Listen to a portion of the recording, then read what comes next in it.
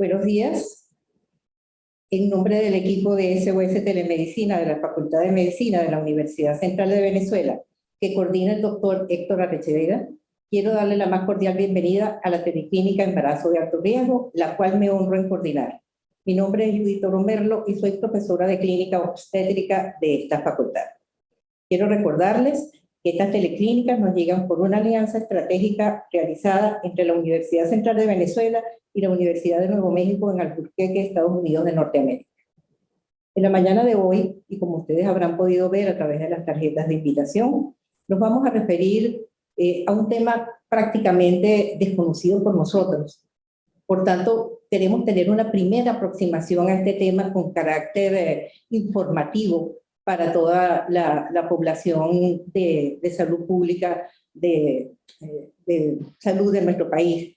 Y me refiero al tema viruela símica. Viruela símica en términos generales y de manera especial en el embarazo, que evidentemente determinaría un embarazo de alto riesgo. La viruela símica se detectó por primera vez en África en 1970 y se describieron, desde ese momento se describieron dos cepas genéticamente diferenciadas del virus. Una es la cepa de la cuenca del Congo de África Central, en la cual se dice que los casos por esta cepa pueden ser de mayor severidad clínica y mayores consecuencias y complicaciones, y la cepa de África Occidental con una menor connotación clínica. Generalmente, o hasta este momento, esta virosis se mantiene como endémica en estos países africanos. Sin embargo, en mayo de 2022, varios países comenzaron a notificar, sobre todo países que no son de área endémica, comenzaron a descubrir algunos casos de esta patología. Y esto fue en aumento hasta que posteriormente, el 23 de julio de 2022, el director general de la Organización Mundial de la Salud declaró que el brote multinacional de viruela símica constituye una emergencia en salud pública de importancia internacional. Por supuesto que eso hace que se prendan las alarmas en todos nuestros países, y sobre todo cuando vemos que los países de América están incluidos en estos grupos. Pero ¿qué ha pasado realmente con esta viruela símica? Yo creo que todavía estamos enfrentando el desafío de la COVID-19 y sus consecuencias, que tanto la viruela símica como otras infecciones y enfermedades emergentes y reemergentes han pasado solapadas todavía por la COVID-19, y no hemos prestado a la atención, probablemente la atención debida a la presencia de otras, y entre ellas la viruela símica. Y esto debe llamarnos a preocupación, debe llamarnos a estudiar esta patología, porque no pase en un momento dado como pasó con la COVID-19, que pensábamos que no se iba a extender, y fíjense, ya vamos cerca de los 3 años con esta enfermedad. Por tanto, entonces vamos a dedicar esta conversación a hablar de la viruela símica en términos generales y de sus consecuencias sobre el embarazo, preguntándonos inicialmente si representa un problema de salud pública en Venezuela. Y además, planteándonos unas interrogantes que nuestros invitados irán respondiendo a lo largo de su conversación, como cuál es la epidemiología de la enfermedad y cuál es la situación actual en Venezuela, cuáles son los grupos de riesgo para esta patología, cuál es la clínica y métodos diagnósticos en esta enfermedad, si la embarazada tendría un mayor riesgo, si se ha demostrado transmisión vertical en esta patología y por ende consecuencias sobre el curso del embarazo y sobre los resultados perinatales a lo largo de toda la gestación. Y algo que nos preocupa también, cuál es el riesgo sobre el personal de salud, porque como sabemos, en la COVID-19, el personal de salud, y dentro de ellos los ginecobstetras, fueron una de las subpoblaciones más afectadas por esta patología. Para tratar este interesante tema, contamos con 3 invitados profesores universitarios. En primer lugar, la doctora Blanca Márquez, que nos hablará acerca de la epidemiología de la enfermedad. La doctora Blanca Márquez es magíster cienciano en epidemiología, es profesora de salud pública de la Escuela Luis Racetti y de la Facultad de Medicina de la Universidad Central de Venezuela.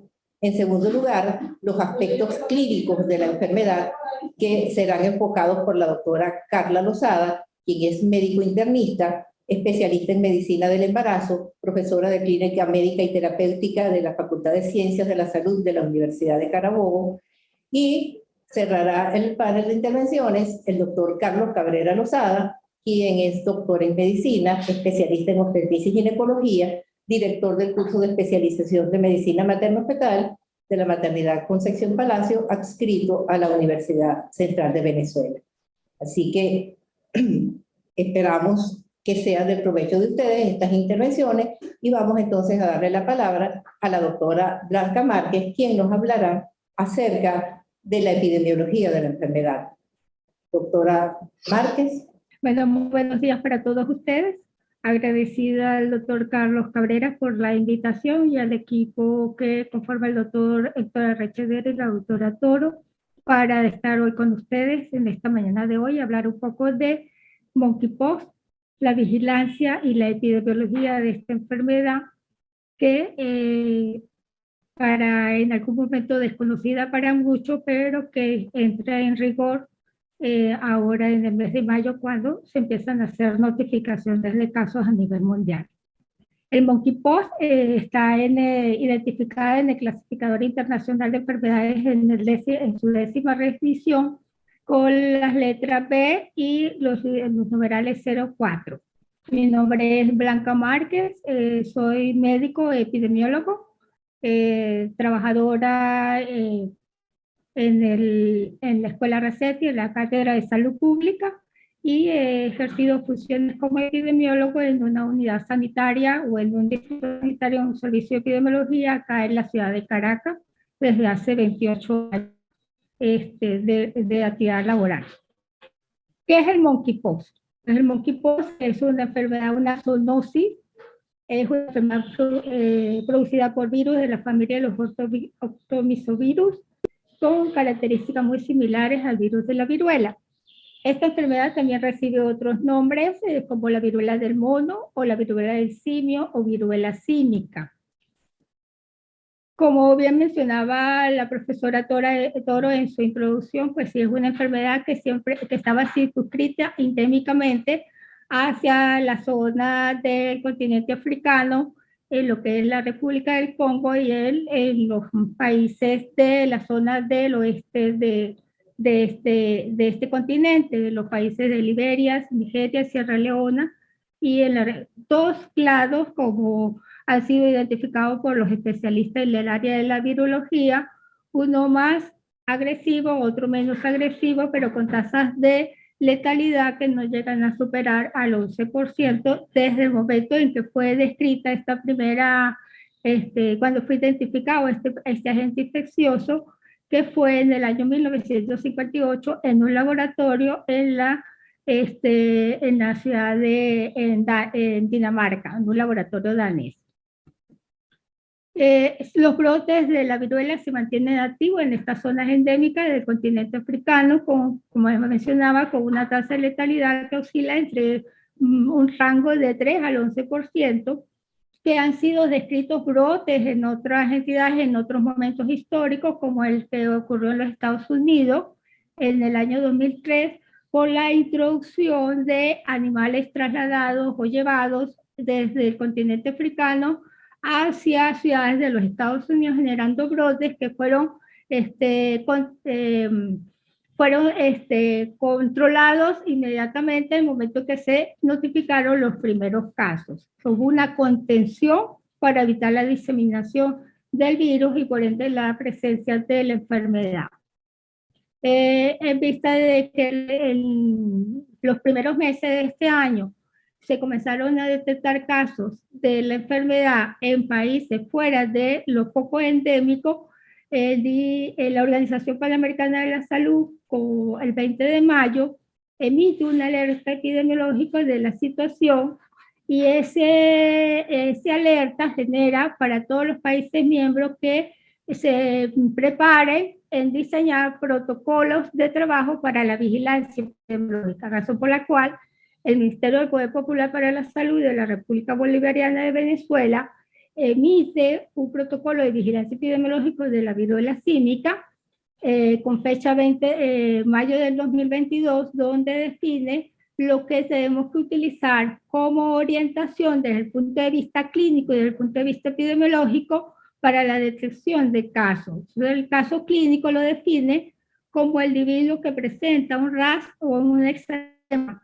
máculo vesicular que aparezca de manera repentina sin otra causa y que tenga el antecedente de procedencia de países donde esté circulando el virus. Sin embargo, también nos define, y para orientarnos desde el punto de vista clínico, pero también desde el punto de vista sanitario, las definiciones de los casos que conforman lo que es el sistema de vigilancia epidemiológica de una enfermedad, en este caso específico de monkeypox, y define el caso sospechoso como aquella persona de cualquier edad que proceda de un país donde no esté circulando el virus de la viruela o de la viruela símica y que presente un exantema agudo de manera inexplicable y que cumpla con los criterios clínicos de la enfermedad. También nos describe lo que es el caso probable, que es aquel mismo individuo que cumpla con los criterios del caso sospechoso, pero que además tenga el nexo epidemiológico o antecedente de viaje a zona endémica de la enfermedad, que exista un contacto estrecho e íntimo entre un individuo enfermo con un individuo sano, pero además que también haya estado en contacto con los materiales inanimados o los fomites 21 días antes del inicio de los síntomas, porque el periodo de incubación de este virus oscila entre los primeros 5 días a los 21 días de haber iniciado los síntomas. Y el caso confirmado, pues es aquel individuo que cumple con la definición de caso sospechoso probable, pero que al ser detectado por los equipos de salud local, ya sea porque el paciente haya sido atendido en el área pública o en el área privada por los especialistas, le hayan tomado una muestra específica de esas lesiones que aparecen en la piel y que esa muestra haya ingresado al laboratorio, en nuestro caso en Venezuela, nuestro laboratorio de referencia es el Instituto Nacional de Higiene Rafael Rangel, que está ubicado acá en Los Chaguaramos, y cuyo resultado sea positivo por la prueba de RT-PCR, que es la reacción de cadena de polimerasa en tiempo real. Y los contactos son todos aquellos individuos que han estado en contacto estrecho con un individuo que ha sido positivo para el virus de monkeypox. ¿Quiénes son esos contactos estrechos? Pues son los familiares, las parejas de las personas que han estado enfermas o los compañeros de trabajo que han tenido contacto estrecho con este individuo que ha resultado confirmado por el laboratorio. En epidemiología nosotros tenemos que trabajar con lo que es la cadena epidemiológica, porque en esa cadena epidemiológica es donde nosotros identificamos los eslabones y en esos eslabones donde vamos a actuar desde el punto de vista sanitario para hacer la contención de la enfermedad y lograr que la enfermedad no se nos convierta en brotes epidémicos como ocurrió con el COVID. Razón por la cual como ya decía, el periodo de incubación, periodo mínimo que se va desde los primeros 5 días de inicio de los síntomas hasta los 21 días, que tiene que ver con la desaparición completa de las lesiones que aparecen en la piel, que son las que van a generar la transmisión del agente infeccioso y por ende, entonces, la transmisión, dice aquí, se transmite de persona a otra por el contacto estrecho de las lesiones que aparecen en la piel, también por los líquidos corporales, y también se habla de las goticas respiratorias que nosotros referimos cuando hablamos, cuando conversamos, cuando tosemos. Pero su mecanismo de transmisión más específico que ya ha sido investigado y detectado es el contacto estrecho de un individuo enfermo con un individuo sano. Esta enfermedad es autolimitante y tiene un periodo de duración aproximadamente entre 2 a 4 semanas. Con una tasa de letalidad, uno de las investigaciones encuentra que el agente infeccioso que está circulando en este momento en el mundo y en la región es la que menos tasa de letalidad presenta, o sea que es la del calado del continente africano, pero con mayor tasa de letalidad, y que los factores de riesgo pues están a las personas que están en contacto directo con los casos confirmados.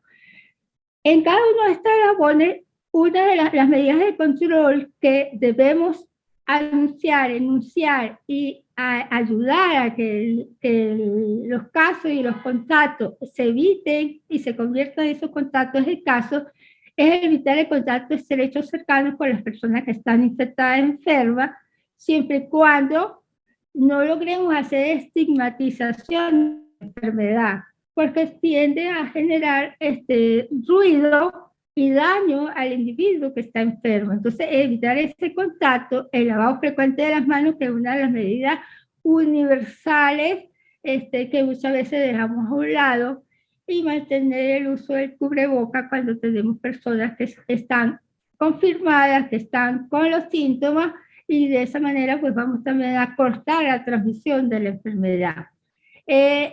Buscar asistencia médica, el individuo que presente sintomatología clínica pues no debe quedarse en su casa, sino que debe buscar asistencia médica de forma oportuna, y que el equipo de salud o el profesional de salud que les sea atendido conozca y maneje los conceptos de la vigilancia epidemiológica y de la notificación del caso a las autoridades de salud que les compete para hacer el trabajo sanitario.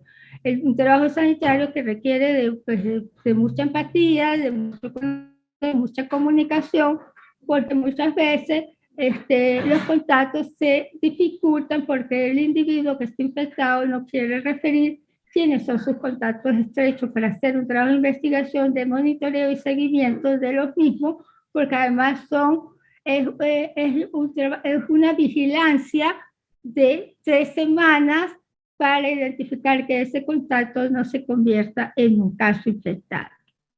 ¿Cómo es la distribución al día de hasta el 14 de octubre?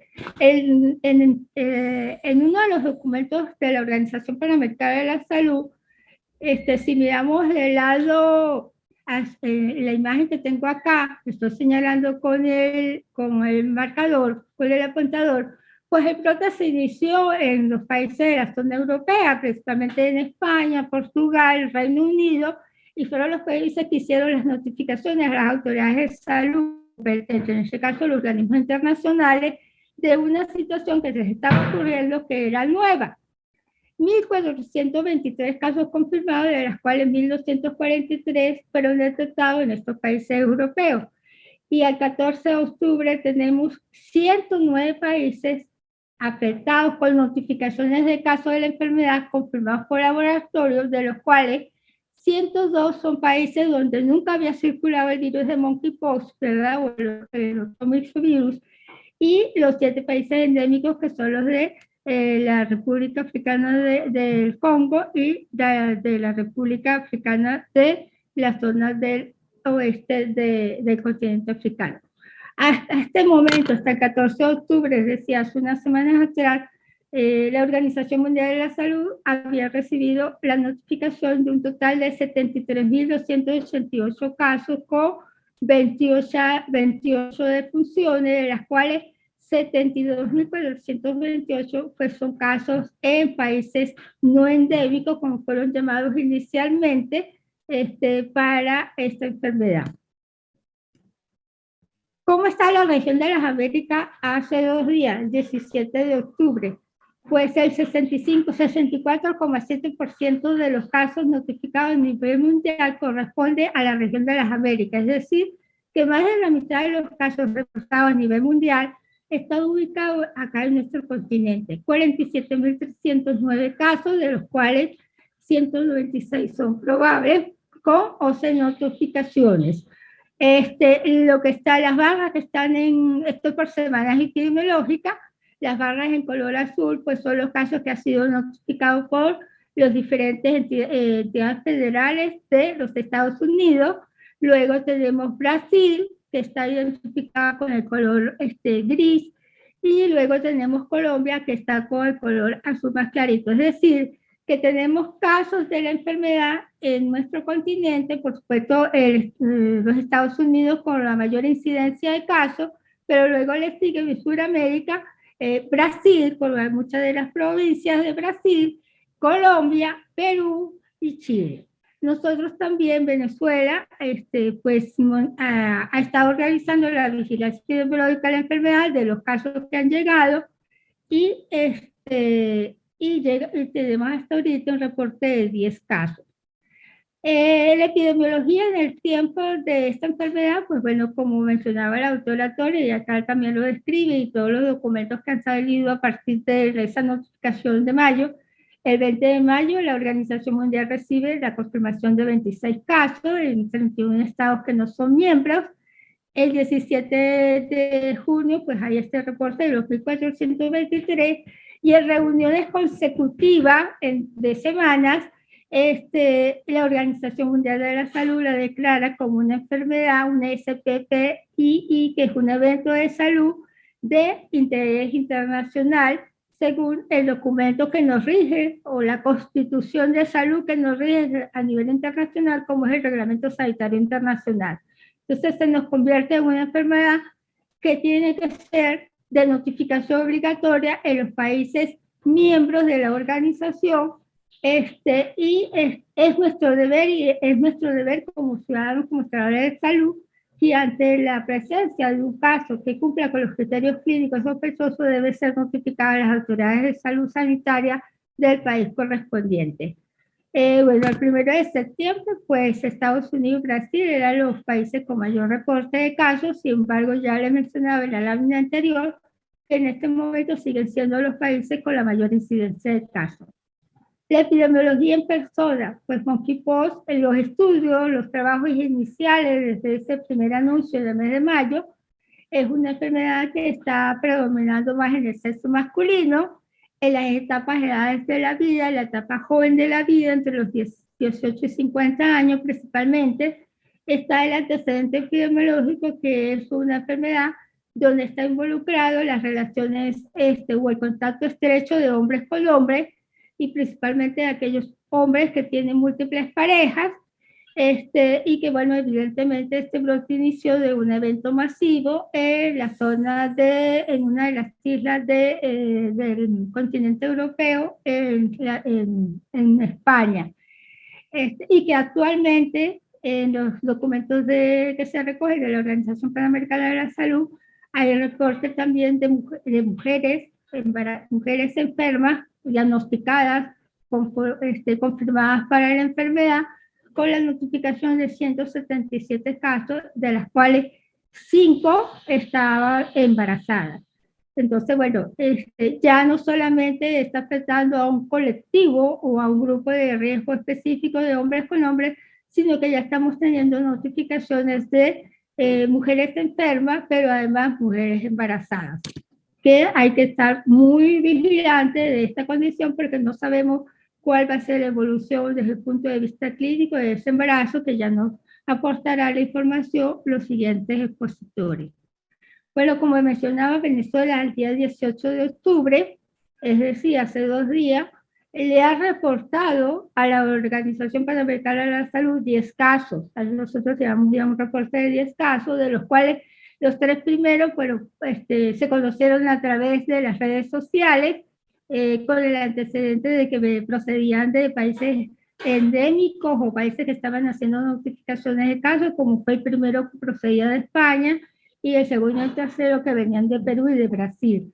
Sin embargo, los otros 7 casos, a pesar de que no hay una comunicación pública de esta notificación de estos 7 casos, eso indirectamente nos está diciendo que hay una vigilancia, que hay una detección de los casos, que las personas que están muy probablemente sean casos importados, buscan asistencia médica tanto en el área pública como privada, y que los equipos de salud del área que han atendido estos casos han hecho las notificaciones respectivas a las autoridades de salud que les compete desde el punto de vista sanitario, para realizar las intervenciones que les correspondan a los equipos locales.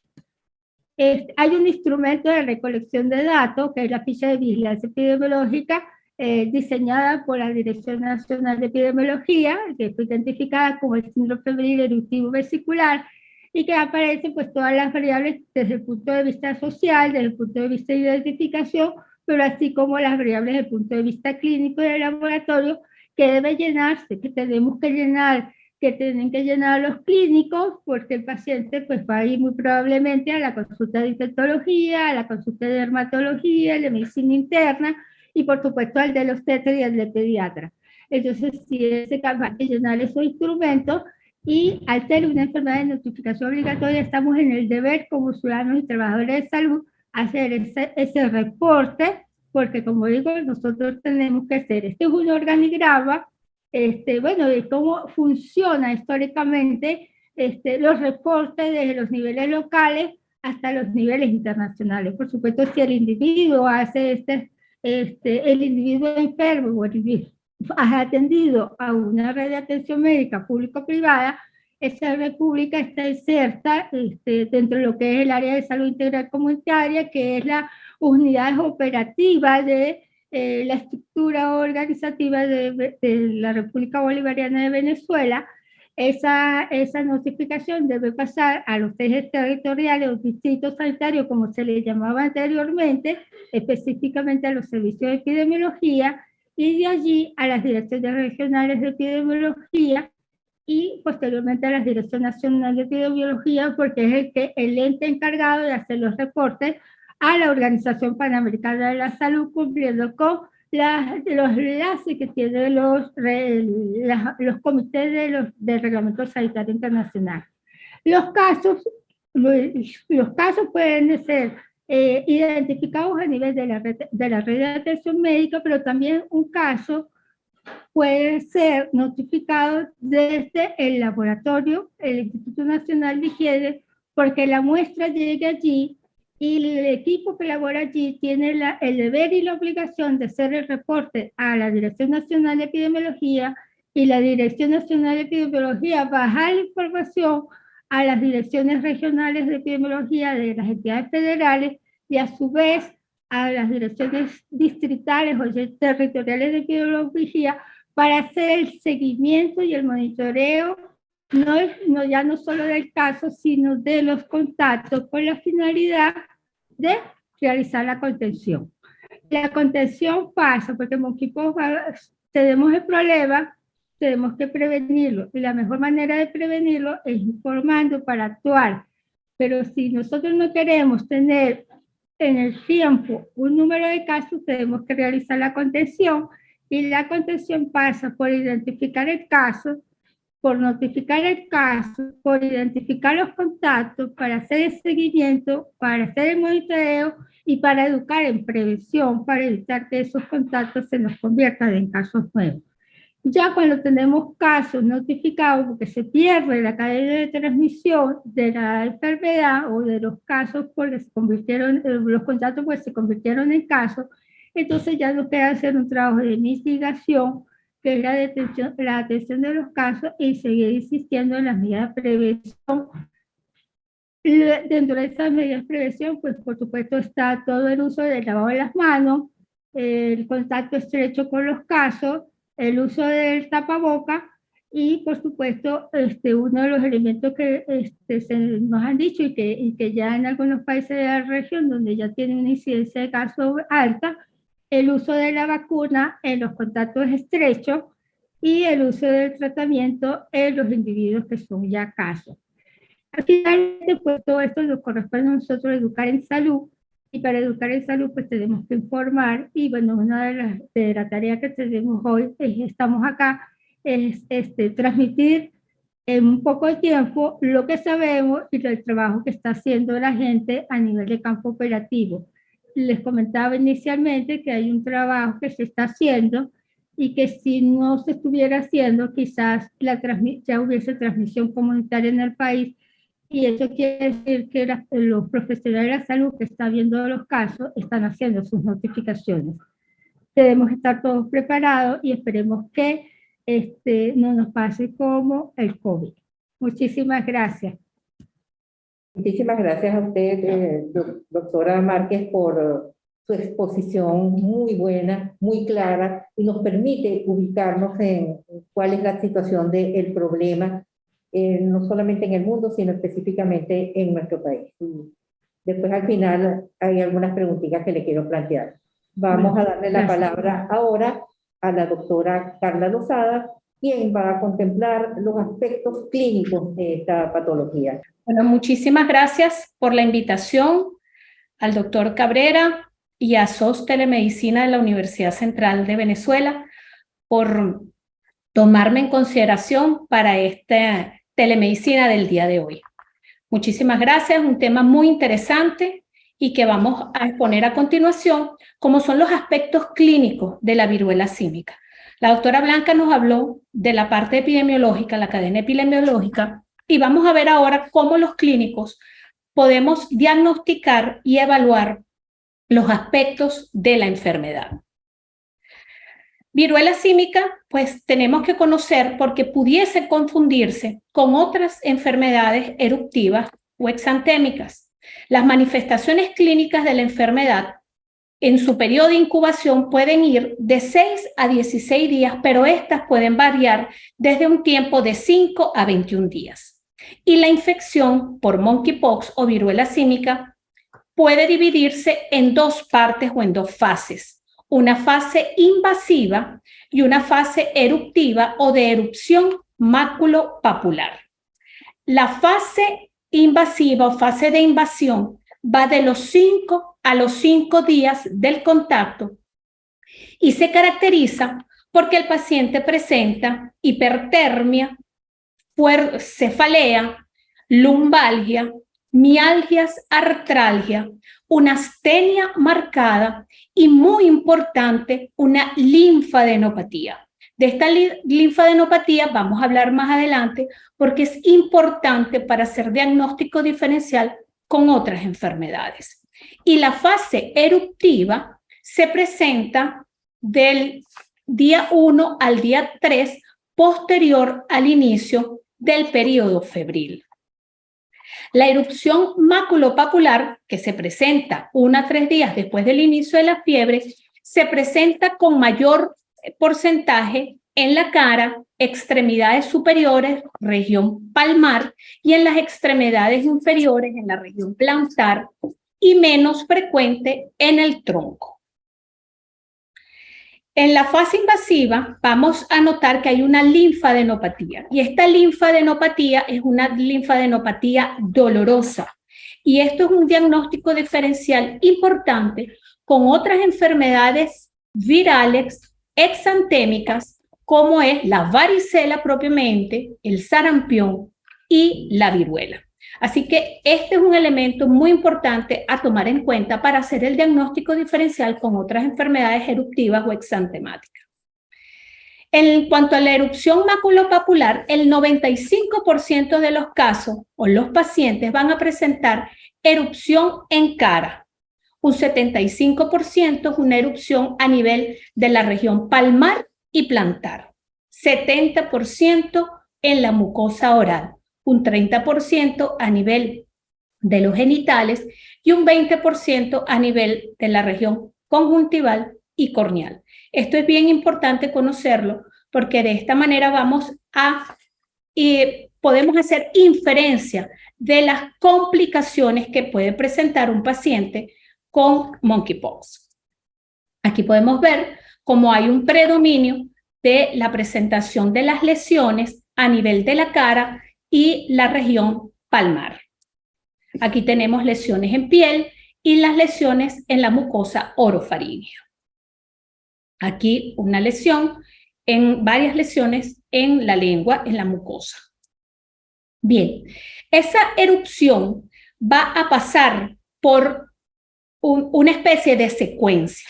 Va a presentarse primeramente como una mácula que progresa a una pápula, luego a una vesícula, que pasa a pústula y se convierte en una costra. Estas costras tardan en secarse y en caerse aproximadamente 10 días. Y el número de lesiones puede ir desde unas pocas hasta miles de lesiones. Y esto es realmente importante porque la Organización Mundial de la Salud, como veremos más adelante, toma en cuenta el número de lesiones que presenta el paciente para categorizar el compromiso de la enfermedad. En los casos graves, estas lesiones pueden unirse o coalescer y se desprenden en secciones muy grandes de piel cuando llegan a comprometerse. En esta lámina vemos una secuencia desde una vesícula pasando a una pústula, luego esa pústula se umbilica, se ulcera la lesión, hay una presentación costrosa y luego cuando esa costra se cae. Durante todo este periodo de tiempo, el paciente es infectante. Ahora bien, conociendo la clínica del paciente y conociendo los sitios en nuestro organismo donde es más frecuentemente que se presenten las lesiones, podemos nosotros entonces inferir cuáles pueden ser estas complicaciones.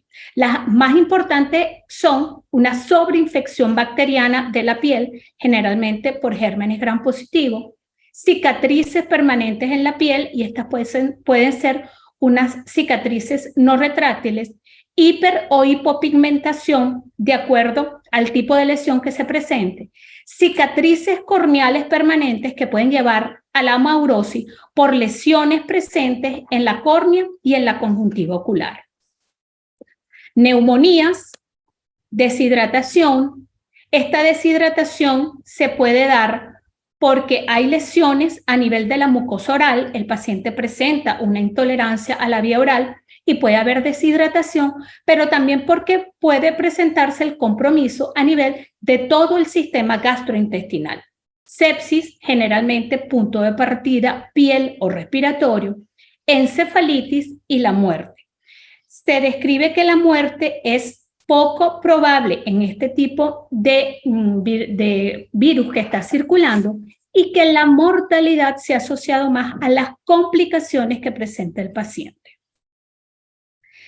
Para clasificar la gravedad clínica del paciente, la Organización Mundial de la Salud nos establece 4 ítems.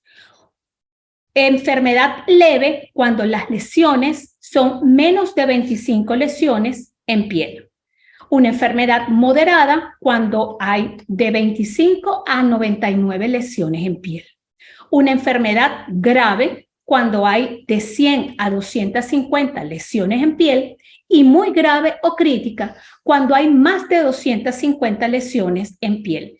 Y como vimos anteriormente, estas lesiones pueden unirse, pueden coalescer, hacer grandes extensiones o parches comprometidos, y esta piel puede desprenderse y hacer graves lesiones y compromiso al paciente. ¿Cuáles serían los criterios de ingreso hospitalario?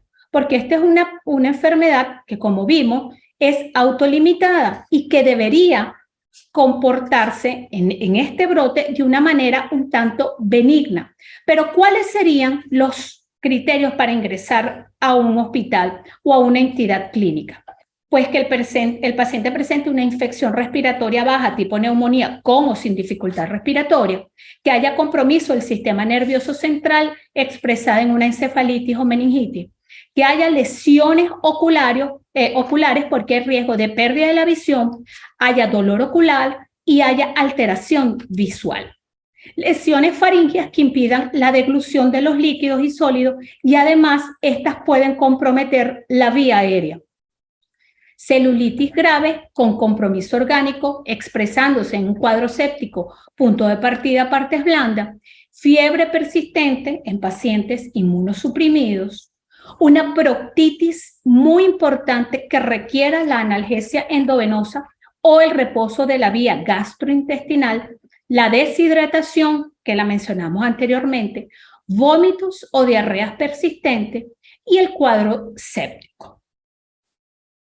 Aquí, para recordarles cómo puede presentarse en nuestro paciente, fíjense que son cuadros, en principio, pareciera un cuadro viral con dolor de cabeza, fiebre, hay adenopatía, hay mialgias y artralgia, pero las lesiones cutáneas son unas lesiones que van a ser bien específicas, a predominio de la región de la cara, las extremidades, región palmar y región plantar, menos frecuente en el tórax y en los genitales. Muchísimas gracias por su atención. Muchas gracias a la doctora Carla Lozada, muy interesante en su conferencia, que nos ubica en la clínica y en el diagnóstico diferencial que tenemos que tener presente ante esta patología. Vamos a darle entonces la palabra al doctor Carlos Cabrera Lozada, quien hablará de los aspectos relacionados de esta patología con el embarazo, con una posible transmisión vertical y cuáles repercusiones pudiera tener sobre el producto de la concepción. Doctor Cabrera. Muchísimas gracias, doctora Toro, por permitirnos realmente poder expresarnos con lo que respecta a esta patología que está agarrándonos nuevamente.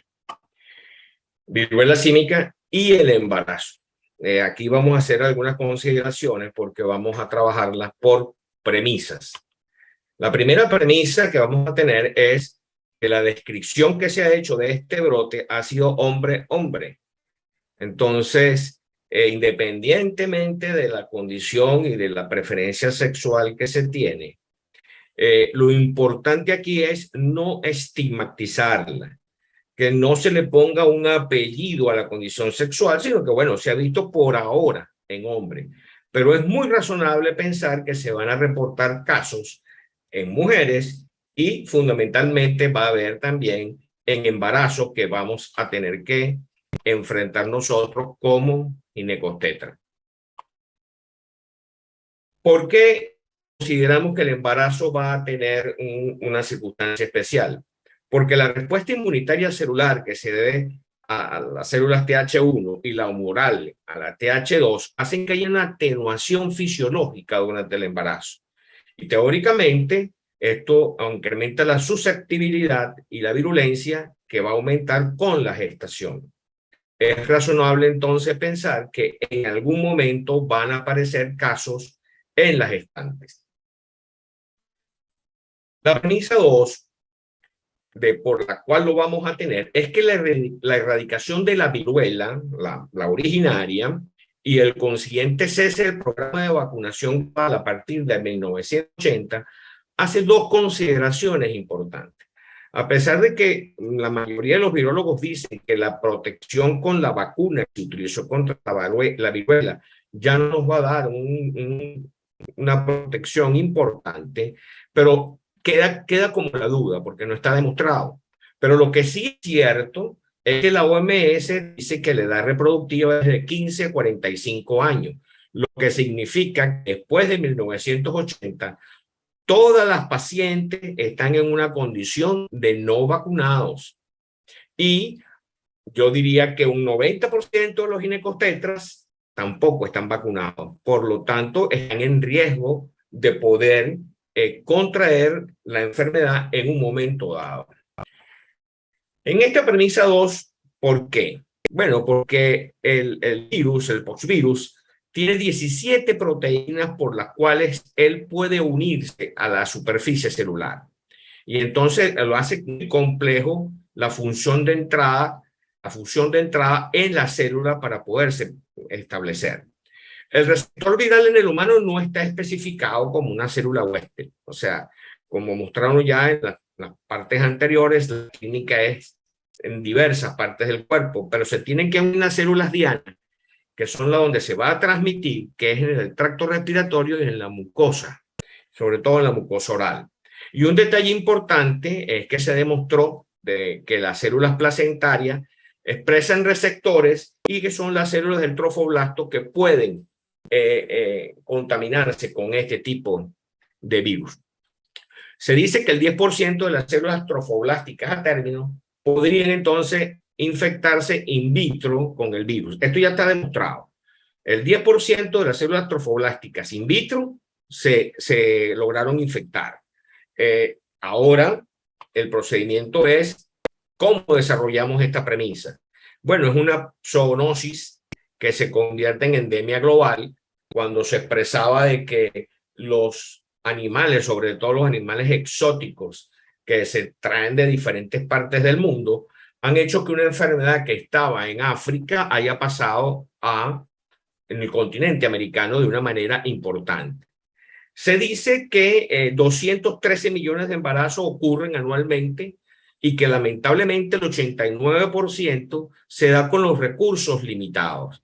y entendemos por recursos limitados, si lo ponemos más claro y en un castellano más castizo, estamos hablando de condiciones de pobreza. Entonces, los resultados obstétricos y perinatales en pacientes que además tengan otro compromiso, como de recursos limitados, vamos a tener resultados verdaderamente importantes, como una mortalidad más alta en las embarazadas, y que a pesar de haber sido descubierto hace 4 décadas, como expresó la doctora Toro al inicio, en el Congo y cómo estaba en el África, no hay estudios, hay muy pocos estudios de cómo se comporta la viruela símica en el embarazo. Es ahora que están saliendo algunas publicaciones donde demuestran que sí hay una contaminación trofoblástica que implica, este es lo teórico de cómo sería. Ustedes tienen las células rosaditas, que son los eritrocitos, luego las células que están bien identificadas, que es el sincicio trofoblasto, las células del trofoblasto, y el virus en verde, que además es un macrovirus, no es un virus pequeño, es un virus grande. Entonces va a pasar a la vellosidad escoriónica y en un proceso en el lado fetal de condensación citoplásmica y de mitosis va a producir una disminución importante de la producción de gonadotrofina coriónica. Quiere decir que esto demuestra que hay que considerar fundamentalmente que sí hay una transmisión vertical del virus al feto. Y esa transmisión vertical nos abre un interrogante, que es cómo se comporta en cuanto a la pérdida de la gestación. Si la contaminación es en el primer trimestre, se va a obtener probablemente de que ocurran abortos de tipo espontáneo. En el segundo trimestre hay trabajo donde hay mortinatos y partos pretérminos. Y en el tercer trimestre, en lo último de la gestación, se ha encontrado que hay fetos que han nacido con lesiones en piel con diagnóstico preciso de la viruela símica. La premisa 4. La premisa 4 que debe tener todo ginecobstetra, me voy dedicando a ellos, es que hay que identificar. Si usted no piensa en que usted puede encontrarse esta enfermedad, usted no la va a encontrar. Tiene que pensarla y lograrla identificar. Una vez hecho esto, aislar y aislarse, y, importante, informar a las autoridades pertinentes para que se tomen las medidas necesarias. Fíjense que hemos tenido la delicadeza de no expresarnos mucho en cuanto al tratamiento, porque este tipo de enfermedades deben ser multidisciplinarias y son de declaración obligatoria. Esto debe informarse y debe declararse de una manera definitiva. La embarazada sospechosa, probable o confirmada, ya expresado por uno de las expositoras anteriores, de exposición a la viruela símica, es importantísimo este trabajo que se está haciendo en la Universidad Central de Venezuela, que es la telemedicina y el triaje hospitalario. El examen físico de la paciente va a expresarse si se le consiguen lesiones en piel, en vagina, en el ano, en la mucosa oral. Y el trabajador de la salud debe hacerlo cuidándose.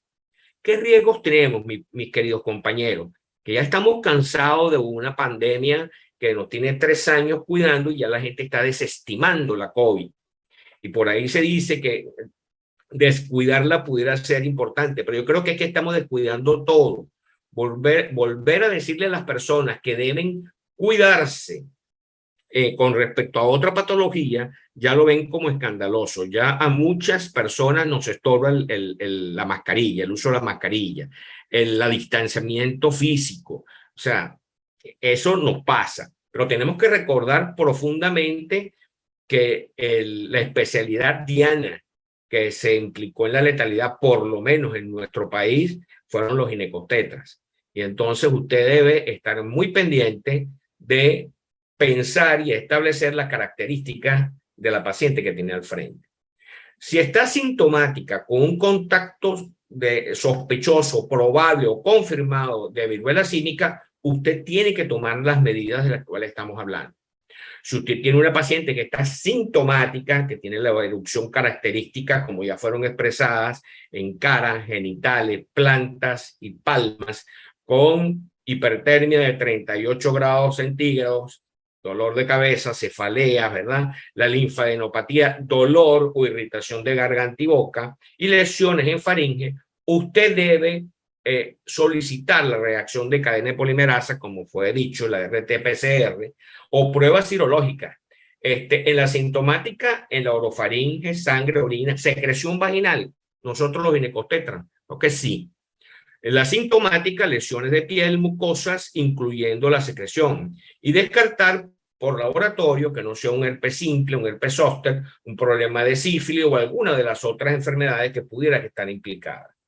Pueden dar 4 condiciones específicas. Que la PCR en una paciente asintomática salga negativo.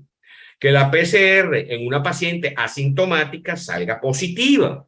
Que la PCR en una paciente con serología sintomática le salga la prueba negativa y la PCR o serología sintomática le salga con una prueba positiva. ¿Qué hacemos? En la primera, en la PCR o serología sintomática negativa, tenerla con una alta epidemiológica y considerar la vacuna del virus de la viruela símica, ¿verdad? No replicante. Esa es una consideración que se hace en las asintomáticas con negativas. Hubo una sospecha, pero no se confirmó. En la PCR con serología positiva, hay que hacer lo que no tiene una sintomatología importante, el aislamiento en el hogar por 21 días, telemedicina, importantísimo hacerle seguimiento a esta paciente, tener una monitorización clínica del embarazo y la vacuna considerándolo de 4 a 14 días post contacto. La telemedicina debe ser un control obstétrico de 30 días o antes si se presentan síntomas y estar muy pendientes del crecimiento y el bienestar fetal por ultrasonido. En la paciente que tiene entonces la serología sintomática, pero la prueba del PCR le sale negativo, igual se aísla en el hogar por 21 días, se le practica la telemedicina, monitorización clínica del embarazo y descartar otras enfermedades. Ahora, aquella que tiene sintomatología y la serología no sale positiva, el RT-PCR sale positiva, se debe hospitalizar según criterio clínico y la gravedad establecida por la OMS que ya fueron explicados. Aislamiento de la madre, el uso de la mascarilla, cubrir las lesiones. Las lesiones son importantes porque son fuente de contaminación. Vigilar los signos vitales, antibióticos de ser necesarios. Se dan algunas sugerencias, sobre todo por las lesiones de tipo químico.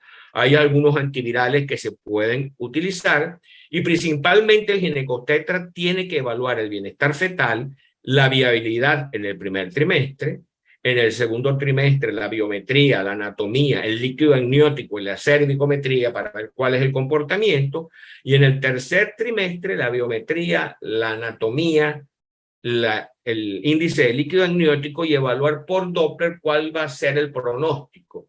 Hoy en día el estudio por Doppler del bienestar fetal permite establecer para saber si vamos a proceder a una modulación pulmonar con esteroides según la edad gestacional y pasar a lo último, la resolución que puede ser por indicación obstétrica e individualizar, como siempre lo hemos dicho, parto versus cesárea. Aquí no hay mayor implicancia de recomendar una más que otra.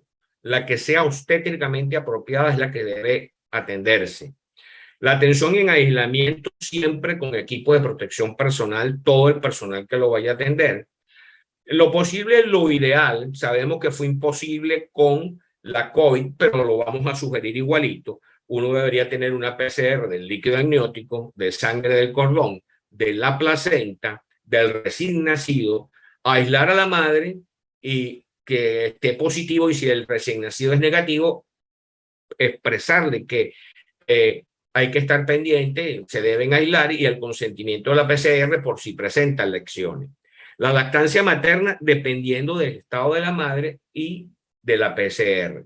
Si esto no está de una manera apropiada, debe decidirse entonces los cumplimientos epidemiológicos. Hay que saber, mis queridos compañeros, que esto está cerca. que esto puede pasar, que las lesiones pueden encontrarse en vagina, que hay la diversidad sexual permite múltiples conductas que pueden establecer contaminación, y lo triste es que un ginecobstetra se contamine examinando a una paciente por no creer, por no estar pendiente, por no conocer o por darse por desentendido como que si le afecta a lo no me afecta a mí.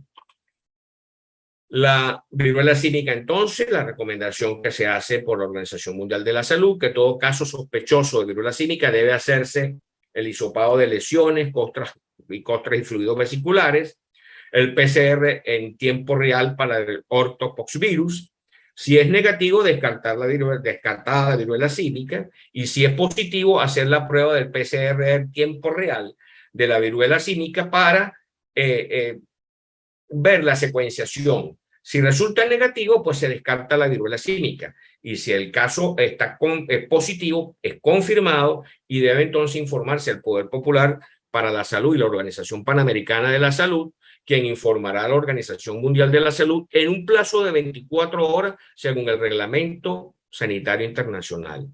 Esta es la información que tenemos de conductas. Esto queda grabado, por favor, pendientes todos. Yo creo que telemedicina hizo una función extraordinaria en permitirnos tocar de primero este problema, porque este problema es para que no nos agarre como nos agarró el virus de COVID, que nos agarró de una manera sorpresiva, si se quiere. Y hay que seguir insistiendo en las medidas de control de higiene y prevención. Muchísimas gracias por la atención y muchísimas gracias al doctor Héctor Arrechedera, que siempre nos ha permitido pasar informaciones que nosotros pensamos que es de suficiente calidad. Muchas gracias.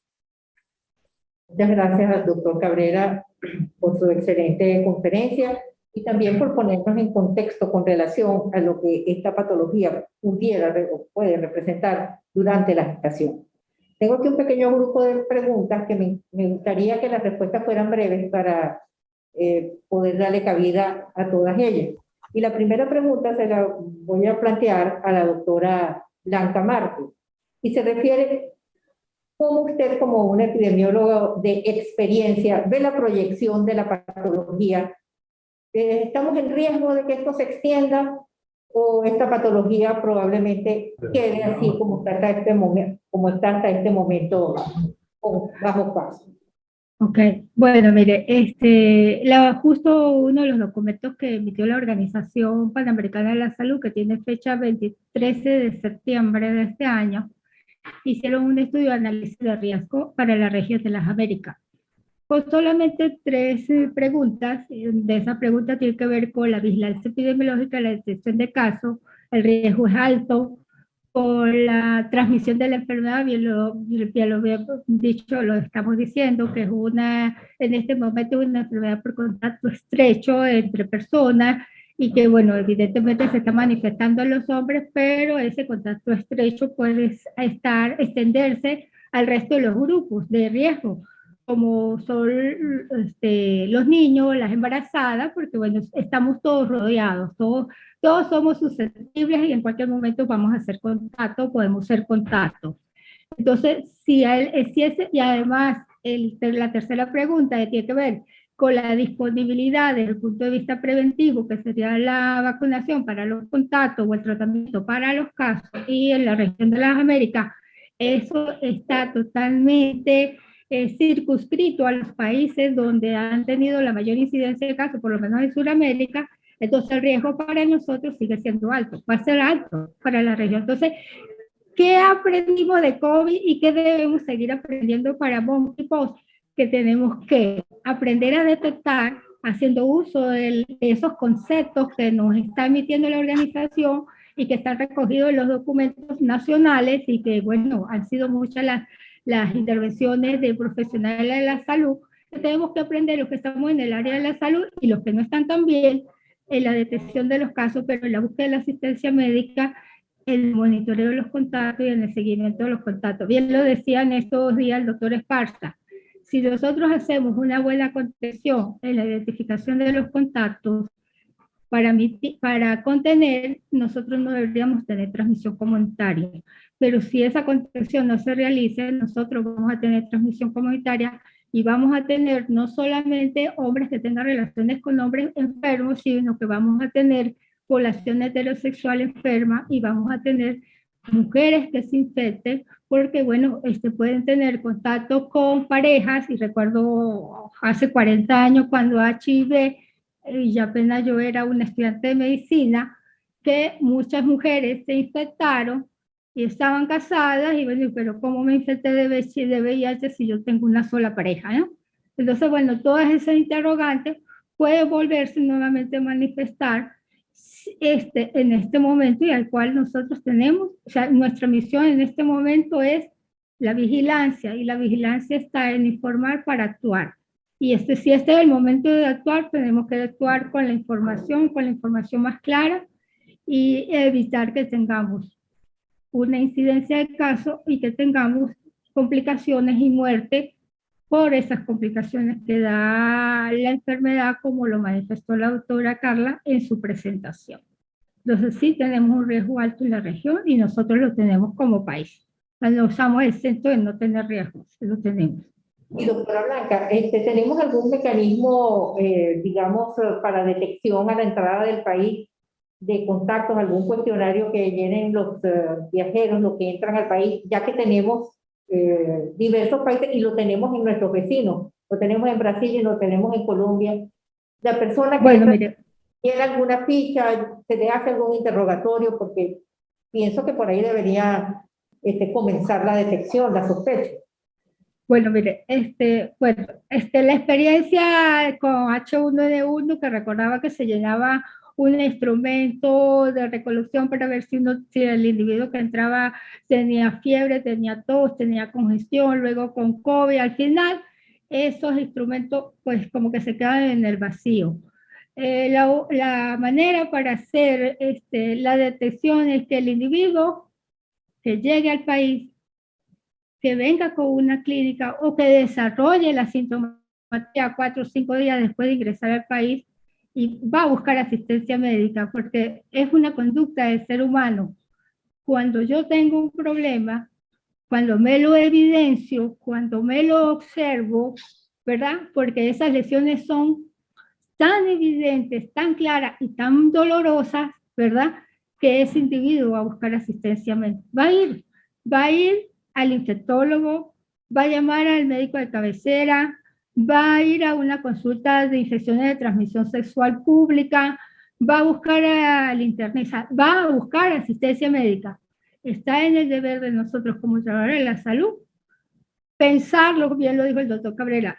Quien no piensa, no sabe, pero tenemos que pensarlo, y para pensarlo, pues tenemos que hacerle la toma de la muestra, si tenemos las herramientas para tomar la muestra. Si no las sé tomar, si no dispongo de los insumos para tomar esa muestra, porque, bueno, son medios de transporte específicos, que tienen que tener unos cuidados específicos para tomar esa muestra, que debe llenarse de la ficha epidemiológica de vigilancia de la enfermedad, para que esa muestra llegue de calidad, con las medidas de cadena de frío, porque también es que es una muestra que tiene que llevar una cadena de frío, no es que una muestra que yo me la voy a llevar debajo en la mano, agarrada de la mano para ir entregada al laboratorio de referencia nuestro, sino que tiene que ir refrigerada en una cavita a una temperatura adecuada, porque son muestras biológicas de riesgo, además con el instrumento de la ficha, para que el receptor, que es el equipo de higiene, reciba esa muestra y la procese en las mejores condiciones.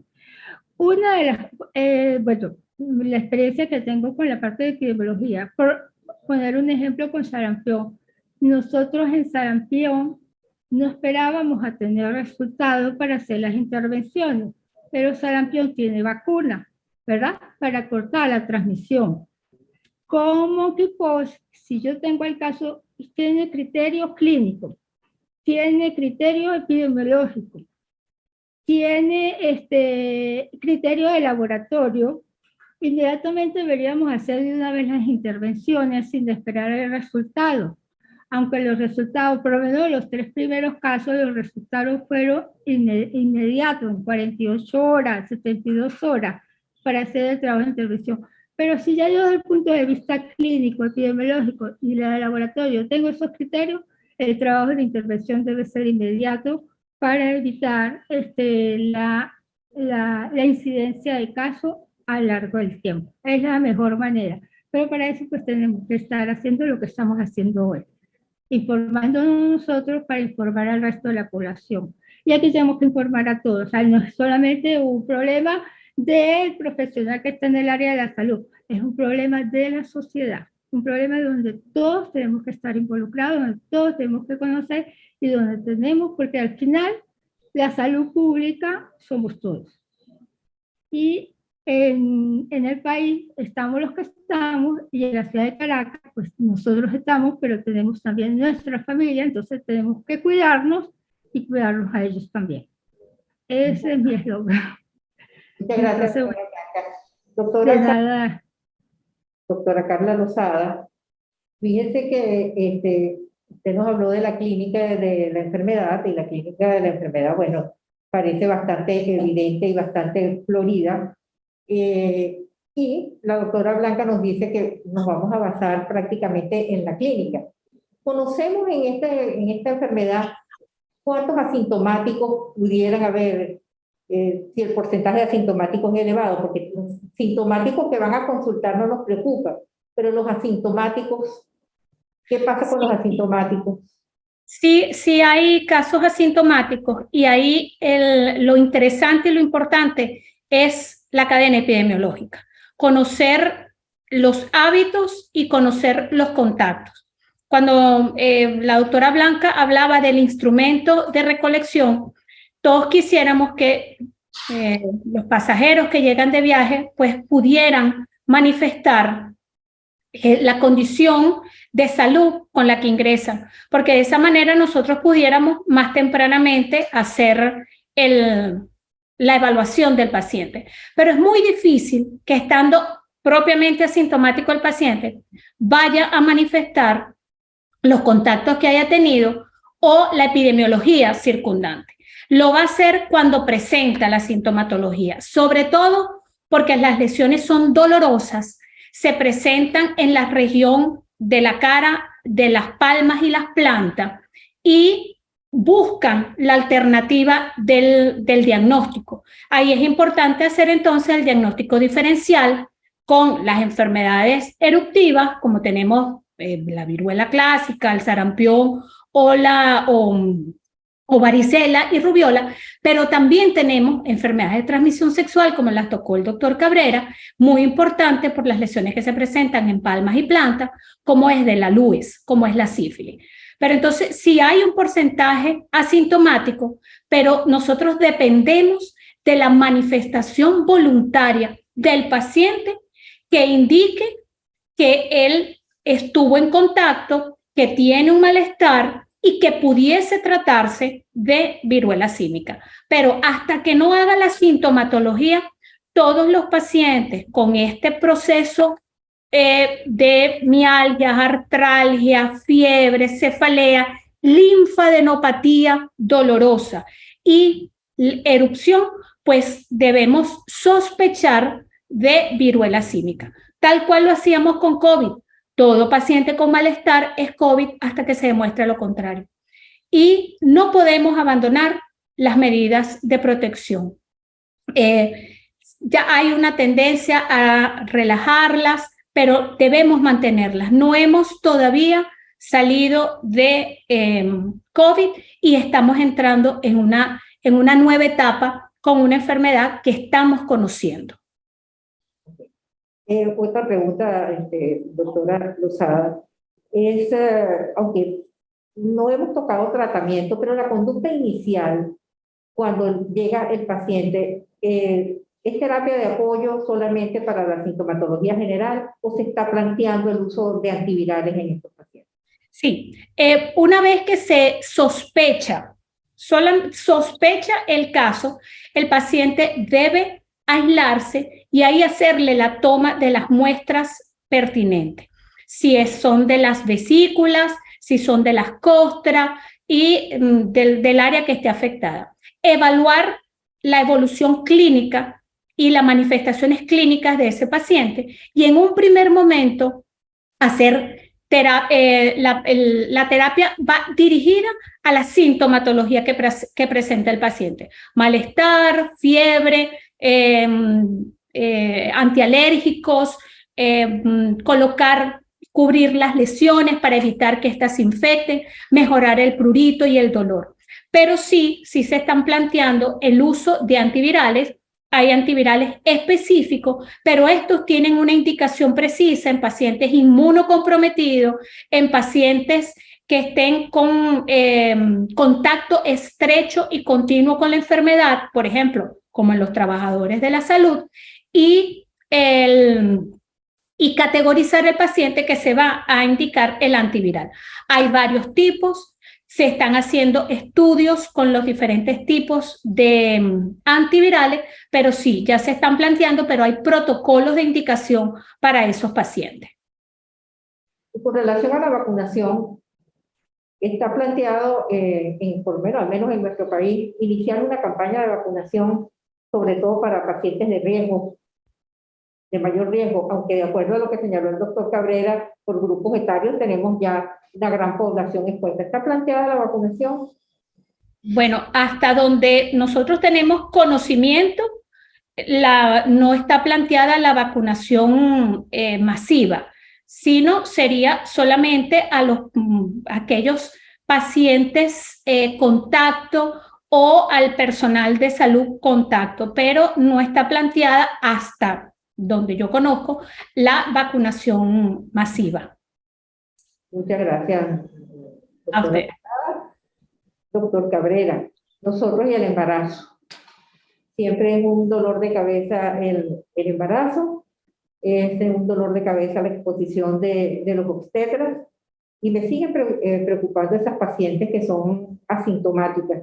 En una embarazada, usted lo explicó en el flujograma, pero quisiera decir, en una embarazada que tiene el contacto, tiene los antecedentes epidemiológicos, pero que ella está asintomática, ¿cuál sería la conducta que vamos a seguir específicamente con ella, independientemente de su edad gestacional?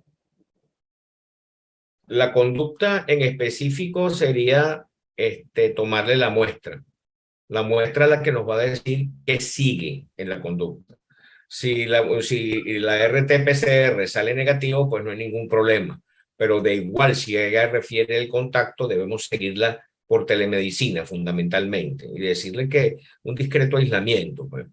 Si la paciente sale con el PCR-RT positivo, ahí se implica una intervención que va a quedarse en su casa tranquila y evitar el contacto y cuidarse. El que debe cuidarse más es el ginecotetra. Complementando la pregunta que le hizo la doctora Carla Lozada, se dice, hay un trabajo que salió que el personal militar, el personal médico, todos los trabajadores de la salud y las embarazadas deberían ser vacunadas en un momento dado. El problema es que cuando lo adaptamos a este país no hizo compromiso de compra de vacunas.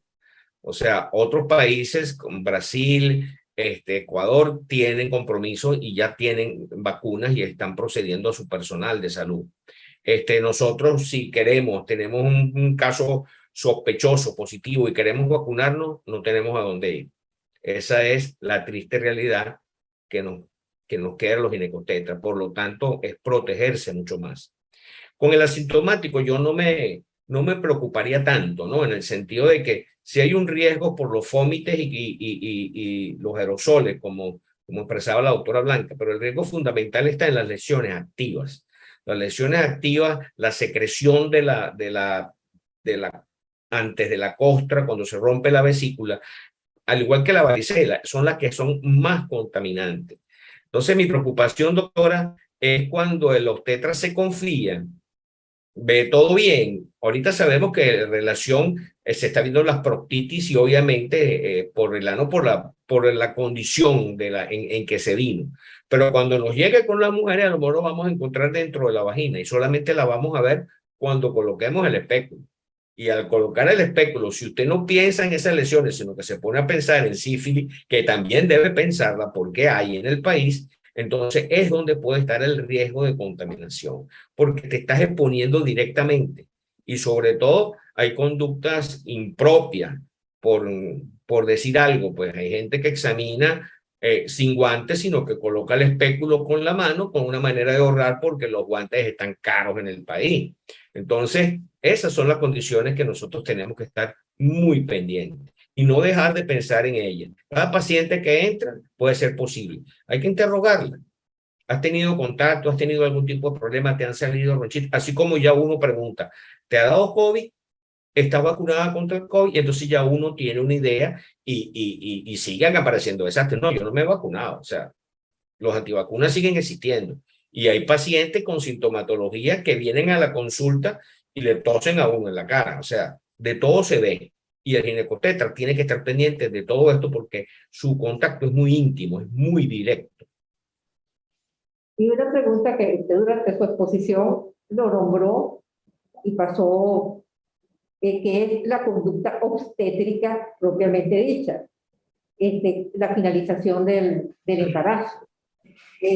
Claro que hay que individualizar cada caso, pero ¿cuál sería la ventaja de un parto vaginal o la desventaja de un parto vaginal versus cesárea? Porque están las secreciones vaginales y el contagio del recién nacido a través de la aspiración de secreciones vaginales, y está una piel lesionada sobre la cual nosotros vamos a hacer una incisión para hacer una cesárea.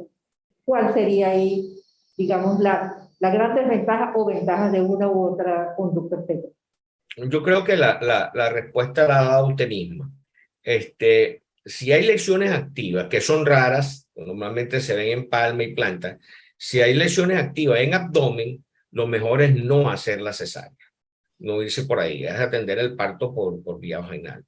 Después, si el abdomen está limpio, pero usted está viendo lesiones genitales, bien sea vulvares, porque la vulva es la cenicienta, ¿no? Todo el mundo le pasa por delante y nadie le examina. Si usted ve lesiones vulvares o ve lesiones intravaginales, pues es preferible que usted se vaya por la vía alta. Ahora, todas las pautas establecen, y lo que hay muy poquiticos trabajos que hablan sobre el embarazo con esta situación, pero recomiendan que la indicación de una u otra implica más la decisión de tipo obstétrico. O sea, una paciente que haya estado activa, y que haya llegado al tercer trimestre, es mejor indicarle por los riesgos una interrupción del embarazo y, si es posible, por vía alta, porque le va a asegurar al feto mejor probabilidad esa protección. Y fíjense que está dentro del cuadro que si la mamá es PCR positivo y el feto es PCR negativo, se le plantea aislarlo. Se acaba lo del parto humanizado, se acaba lo de la lactancia inmediata, sino que se separan hasta que la madre esté en condiciones apropiadas. O sea, no es prudente arriesgar a una contaminación a un neonato en una madre que está confirmado que tiene una viruela símica. Estas son las conductas, hay que pensarlas muy bien. Yo creo que lo ideal, porque hay valoraciones que se van a hacer con el Doppler. Si el Doppler me está dando bien, la arteria cerebral, la arteria umbilical, todos los patrones que tengo, la madurez está apropiada, pues yo me puedo ir por un parto vaginal. Pero si hay algún riesgo, tenemos que saber que probablemente el niño ya viene con una transmisión vertical y tenemos que extremar las medidas y debe favorecérsele en un ambiente más apropiado. Y más allá del contacto directo del feto con la madre, ¿se ha demostrado que haya virus a través de la leche, en la leche? Se comenta que sí, o sea, normalmente se dice que puede pasar porque el ortovirus, el ortoposvirus es un virus de mayor nivel y no valdría una lactancia sustitutiva tipo banco de leche de la misma madre que se le saque y se le entregue, no es lo apropiado, pero es poco tiempo. O sea, como dijo la doctora Carla Lozada, son 21 días, o sea, el cuidado son 21 días. Igual que si usted tiene la presunción diagnóstica, usted tiene que cuidarse de 21 días y prácticamente las consultas prenatales, por lo menos en los primeros trimestres, son cada 4 semanas. O sea que ahí ya pasa el tiempo para que tengamos la seguridad, la certeza. ¿Qué es lo que debemos tener? Bueno, ante cualquier sospecha, estar llamando a la paciente y que la paciente se esté comunicando con uno por si ocurre algún evento. Porque lo importante de esto es que no existan complicaciones y que las complicaciones en la embarazada sí son más riesgosas. La posibilidad de la mortalidad y la morbilidad se hace más grave en la mujer embarazada que padece este tipo de virosis. Muchísimas gracias, doctor Cabrera, por su respuesta. Muchísimas gracias a todos los expositores. Yo creo que hemos logrado el objetivo de esta teleclínica, que es una primera aproximación acerca de lo que es esta patología, llamar la atención hacia ella y prepararnos para lo que posible o lo que probablemente pudiera venirnos, y ante lo cual no hemos tomado ninguna medida, ni siquiera el mismo personal de salud está bien informado. Entonces, como una información preliminar, y me imagino que podamos más adelante tener otras teleclínicas con relación al mismo tema, dependiendo del comportamiento epidemiológico de la patología en nuestro país. Así que muchísimas gracias a ustedes por su participación. Bueno, en todo caso, nuevamente nuestro agradecimiento y la invitación para nuestra próxima teleclínica el tercer viernes del mes de noviembre, así como para las teleclínicas de infectología, que es la próxima semana, el último viernes de cada mes, y la de pediatría, que es el primer viernes de cada mes. Estamos aquí en Telemedicina a su orden para cualquier exposición que ustedes quieran dar. Gracias a todos.